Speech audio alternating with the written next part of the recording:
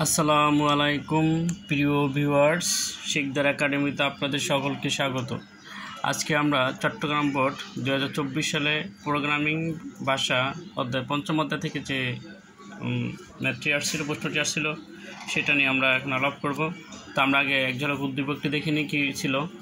যে প্রথম আসছিল 3² + 6² + 9² + n², এটা ছিল উদ্দীপক। তো এখন প্রশ্ন ছিল কি, যে ক নম্বরে অ্যাসেম্বলি ভাষা কি, খ নম্বরে ডিবাগিং কি, উদ্দীপকের সৃষ্টির জন্য প্রবাহ চিত্র অঙ্কন করো, গ নম্বর ছিল উদ্দীপকের ধারাটি ফলাফল প্রদর্শনের জন্য সি ভাষায় প্রোগ্রাম লেখো। এই ছিল প্রশ্ন। তা আমরা প্রশ্ন যাব অ্যাসেম্বলি ভাষা কি। ক নম্বরের প্রশ্ন উত্তর হলো অ্যাসেম্বলি ভাষা হলো মেশিনের ভাষা থেকে কিছুটা উন্নতর ভাষা, যা কিছু অপারেন্ট কোড দিয়ে প্রবাহ লেখা প্রোগ্রাম লেখা হয়। আমি আবার বলি, অ্যাসেম্বলি ভাষা হলো মেশিনের ভাষা থেকে কিছুটা উন্নতর ভাষা, যা কিছু অপারেন্ট কোড দিয়ে প্রোগ্রাম লেখা হয়। এটা ছিল ক নম্বর উত্তর। আর খ নম্বর উত্তর ডিবাগিং কি। প্রোগ্রাম তৈরির সময় করতে গেলে অনেক সময় কোনো ভুল ত্রুটি হয়, আর এই ভুল হলে প্রোগ্রামকে তোমার ত্রুটি খুঁজে বের করতে হয়। তা এই যে খুঁজে বের করার প্রক্রিয়া হলো গিয়া ডিবাগিং। যে প্রোগ্রাম করার সময় ভুল ত্রুটি হলে সেটা খুঁজে বের করার যে প্রক্রিয়া, তার নাম হলো ডিবাগিং। তাই প্রোগ্রামের ভুল ত্রুটিটা যদি থাকে তাহলে ফলাফলও সঠিক হয় না, তাই ফলাফলও ত্রুটিযুক্ত হবে। তাই প্রোগ্রাম অবশ্যই সঠিক হতে হয়। তো প্রোগ্রামের সবসময় কি শুদ্ধ বিষয়গুলো থাকতে হয়। তা ভুল ত্রুটি থাকলে প্রোগ্রামের ফলাফলটা ভুল হতে পারে। তাই প্রোগ্রামে তিন ধরনের ভুল হতে পারে: যুক্তিগত ভুল, ডেটাগত ভুল, সিনট্যাক্সগত ভুল। তো এই তিনটা ভুল থাকতে পারে। মূল কথা হলো ডিবাগিং হলো যে প্রোগ্রাম করার সময় যে ভুলগুলি হয় সেগুলি খুঁজে বের করার যে প্রক্রিয়া, তার নাম হলো। তো এই ছিল ক্ষয়ের উত্তরটা, যে ডিবাগিং কি। আমরা এখন গয়ের উত্তরটা দেখব। গতে বলছে কি, উদ্দীপকের সৃষ্টির জন্য প্রবাহ চিত্র অঙ্কন করো, মানে ফ্লো চার্ট। এটার জন্য আমাদের একটা ফ্লো চার্ট তৈরি করতে হয়েছে। তাই ফ্লো চার্টটা আমরা কী তৈরি করতে পারবো? তো ফ্লো চার্টের প্রথম সিস্টেমটা হলো যে কি, যে ফ্লো চার্টের আমরা নেই স্কেল দেন। তো প্রথম একটা গোল বৃত্তাকার নিতে হবে। এটা দ্বারা প্রোগ্রামের শুরু বোঝায় স্টার্ট। এরপরে একটা সামান্তরিক নিতে হবে, সামান্তরিক।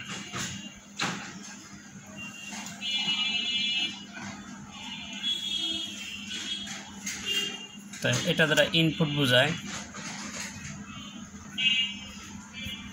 ইনপুট আছে এখানে n। এরপরে হলো যে ইনপুটের পরে একটা আয়তন নিতে হবে, আয়তন।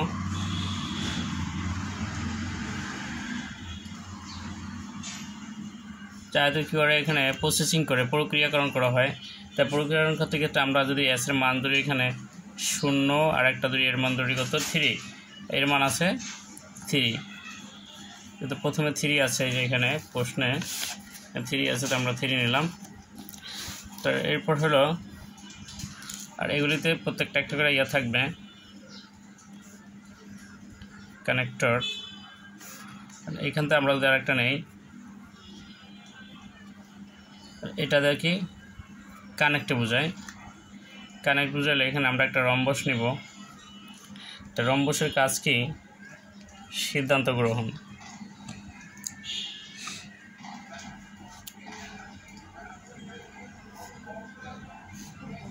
রম্বসের কাজটা হলো সিদ্ধান্ত গ্রহণ। তাহলে এখানে আমরা এটা থেকে একটা জানিব।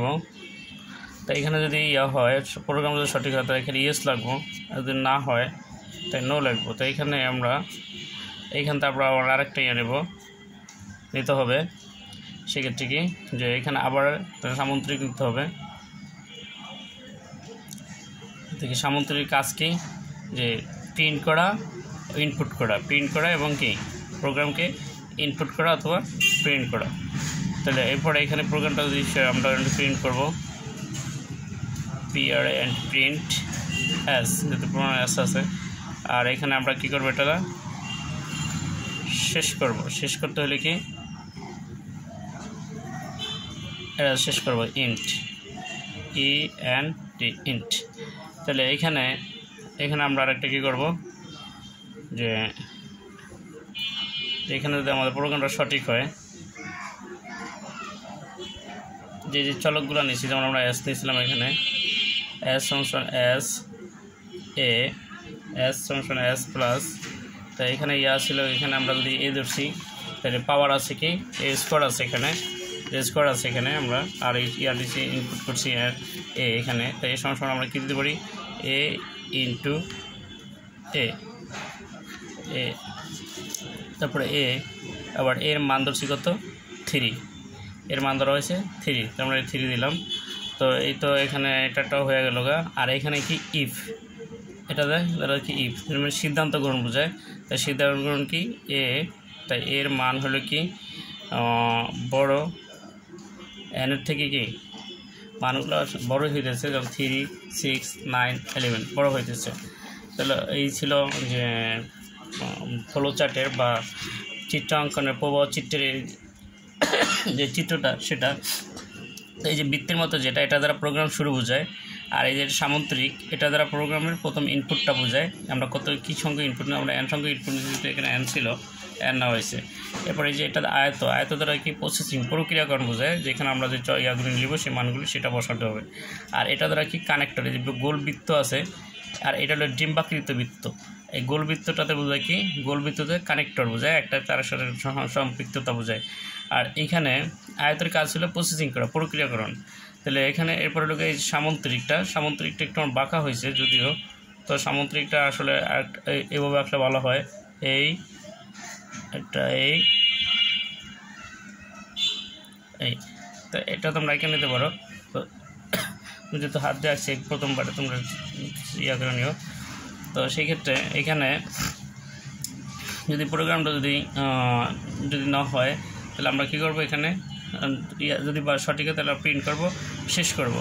আর এখানে আমরা কি যে এখানে প্রোগ্রামটা যে চলকগুলো নিচ্ছি সেগুলো আমরা বসাবো, যে এখানে নিচ্ছি কি S function S A function নিচ্ছি 3, আর হলো এস এর মান আছে কি এনে যেহেতু যেই মানটা আছে এখানে আমরা দেখতে পাচ্ছি যে এখানে এ নিচ্ছি, যেহেতু তার পাওয়ার আছে এ স্কোয়ার থাকলে মানে স্কোয়ারটা সে ডাবল বোঝায়, গুণ বোঝায়, সেই গুণটা দিতে হবে, মানে এতে গুণ করলে 2টা হয়, সেটা দিতে হবে। তাই তাহলে আর এইখানে বোঝায় কি, এটাতে বোঝায় কি সিদ্ধান্ত গ্রহণ, যে আমরা আসলে কি প্রোগ্রামটা কি সঠিক হচ্ছে কি হচ্ছে না, প্রিন্ট করবে কি করবে না, এরকম একটা প্রসেসিং এখানে এই সামন্ত্রিক রম্বসের ক্ষেত্রে বোঝায়। তাহলে এটা হলো কি ডিম্বাকৃত, এটাতে প্রোগ্রাম শুরু, এরকম আরেকটা দ্বারা শেষ হবে, এই যে একটা শুরু আর একটা কি শেষ। আর এটা হলো সামন্ত্রিক, এটা দ্বারা কি প্রোগ্রামে যে ইনপুট আছে, যে ইনপুটটা নেওয়া হবে সেই ইনপুটগুলো এখানে দিতে হবে। আর হলো কি এটা দ্বারা কি আয়ত দ্বারা কি যে প্রোগ্রামে যে চলকগুলো নিতে হয় সেগুলো সাধারণত ইয়া করতে হয় এখানে। তো সমানটা পরে নেয়, তো এখানে কি সমানটা থাকবে এস সমান 0। তাহলে আর এখানে এটা দ্বারা কানেক্টর বোঝায়। এই ছিল প্রোগ্রামের ইয়াটা। তো আমরা লাস্ট কোশ্চেনটা যাব, তো আশা করি তোমরা বুঝতে পারছো। আর এটা যদি হুবহু দিয়ে দাও 4-এ 4 পাবো, কোনো রকম হবে না। তো এরপরে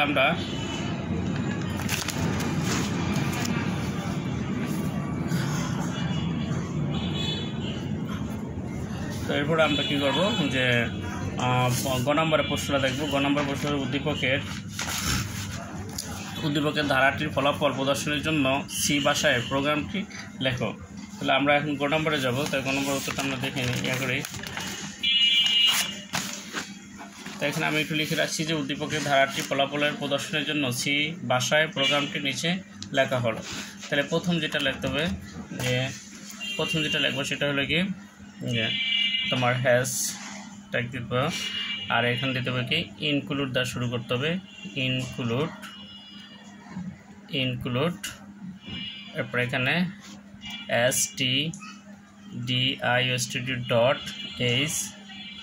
তারপর দিতে হবে তোমার আবার একটা হ্যাশট্যাগ দিতে হবে, তারপরে ইনক্লুড এটি দিতে হবে নির্ধারিত কোনো ইয়া নেই এখানে, এরপর আবার কি কোণীয় .h, এরপরে দেখি মেইন ফার্স্ট ব্র্যাকেট।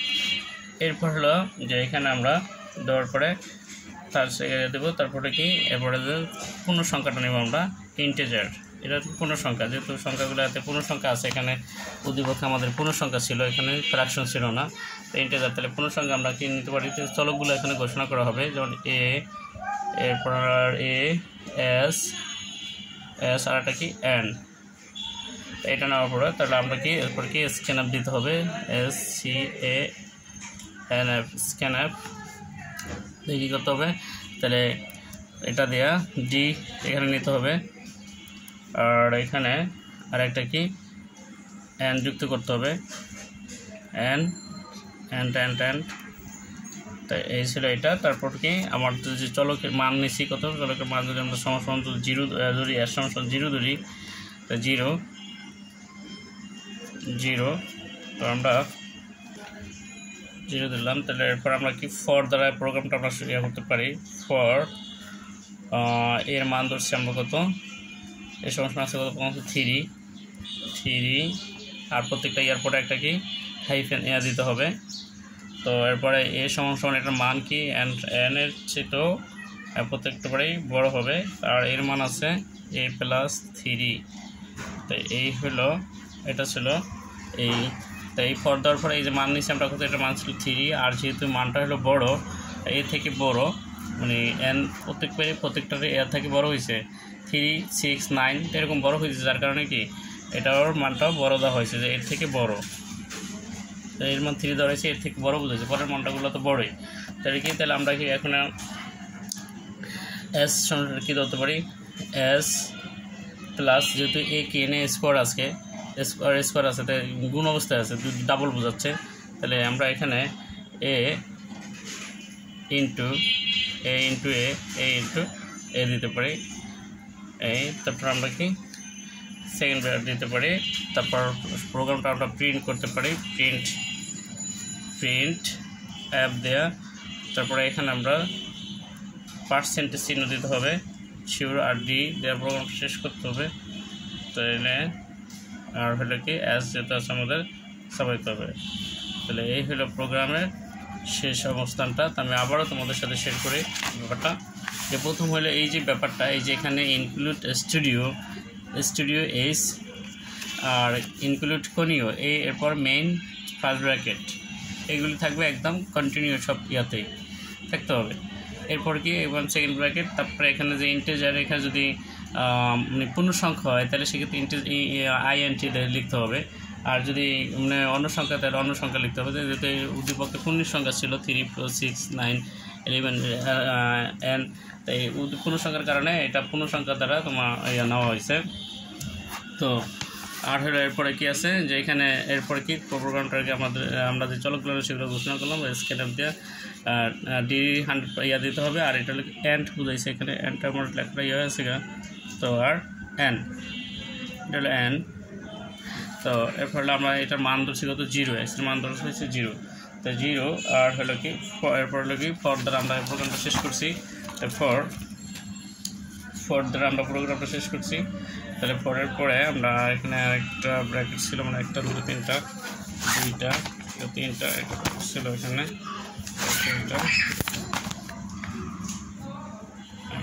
তাহলে এখানে তারপরের পরে মান, এটার মান আছে 3, এতে মান ছিল 3, এর মান 3, যদি আর এর মান এর থেকে আবার এর মান বড়, তো এই সমস্যা কিন্তু +3 ধরা হয়েছে। তারপরে আর এটা কি পাওয়ার আছে, স্কোয়ার আছে, স্কোয়ার থাকলে এরকম গুণ অবস্থা করে দিতে হবে, যদি স্কোয়ার থাকে তাহলে গুণ অবস্থা করে দিতে হবে, তারপরে প্রিন্ট অ্যাপ, আর এটা তারপর আমরা শেষ করা হবে। তো এই ছিল আজকের মতো। তো হয়তো বা কোনো আবার একটা নতুন ভিডিও নিয়ে তোমাদের সাথে আবারও কথা হবে। তবে আমার এই চ্যানেলটা যদি ভালো লাগে লাইক, কমেন্ট, শেয়ার করো। নিত্য নতুন ভিডিও আমি আপলোড করে থাকি, এবং ইংরেজির অনেকগুলো ফাংশন রয়েছে, তো চাইলে তোমরা সেগুলো দেখতে পারো। তো এবং বাংলারও একটি রয়েছে, মীর জাফরের কাহিনী রয়েছে, যেটা পড়লে যে সিরাজউদ্দৌলা যে নাটকটি আছে সেটা তোমাদের তেমন একটা পড়ার প্রয়োজন হবে না। ইনশাআল্লাহ আজকের মতো এখানেই শেষ করলাম। আবার হয়তো কথা হবে বেঁচে থাকলে, সেজন্য অবশ্যই ভালো থাকি, সুস্থ থাকি। আল্লাহ হাফেজ, আসসালামু আলাইকুম।